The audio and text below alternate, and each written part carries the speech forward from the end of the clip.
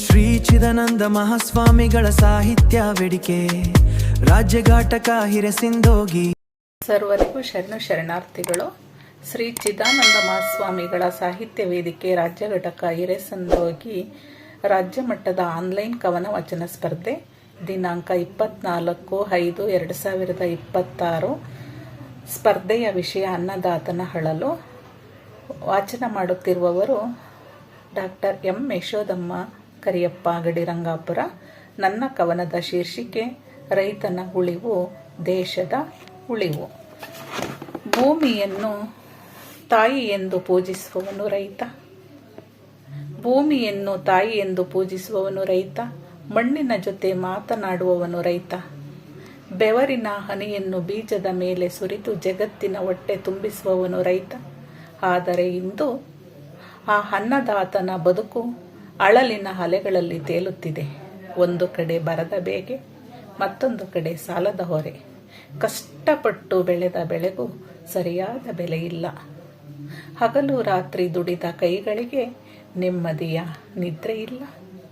ಮಳೆಯನ್ನೇ ನಂಬಿ ಬದುಕುವ ರೈತ ಆಕಾಶದ ಕಡೆ ನೋಡುತ್ತಾನೆ. ಕಪ್ಪು ಮೋಡ ಕಂಡರೆ ಕಣ್ಣಲ್ಲಿ ಆಸೆ ಮೂಡುತ್ತದೆ. ಆದರೆ ಮಳೆ ಕೈಕೊಟ್ಟರೆ ಮನದೊಳಗೆ ಕನಸುಗಳೇ ಒಣಗುತ್ತವೆ. ತನ್ನ ಹೊಟ್ಟೆ ಖಾಲಿ ಇದ್ದರೂ ನಾಡಿನ ಹೊಟ್ಟೆ ತುಂಬಿಸುವ ಮಹಾನ್ ಜೀವ ಅವನು. ತನ್ನ ನೋವನ್ನು ಮರೆತು ಇತರರ ಬದುಕಿಗೆ ಬೆಳಕಾಗುವ ದೀಪ ಅವನು. ಇಂದು ನಾವು ತಿನ್ನುವ ಪ್ರತಿಯೊಂದು ಹಕ್ಕಿ ಕಣದಲ್ಲೂ ಒಬ್ಬ ರೈತನ ಬೆವರು ಅಡಗಿದೆ. ಪ್ರತಿಯೊಂದು ರೊಟ್ಟಿಯಲ್ಲೂ ಅವನ ಶ್ರಮದ ಪರಿಮಳ ಇದೆ. ಆ ಅನ್ನದಾತನ ಕಣ್ಣೀರು ಒರೆಸೋಣ, ಅವನ ಶ್ರಮಕ್ಕೆ ಗೌರವ ಕೊಡೋಣ.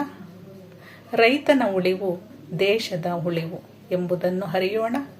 ಏಕೆಂದರೆ ಅನ್ನದಾತನು ನಗಿದರೆ ಮಾತ್ರ ಈ ಜಗತ್ತು ಸುಖವಾಗಿ ಬದುಕುತ್ತದೆ.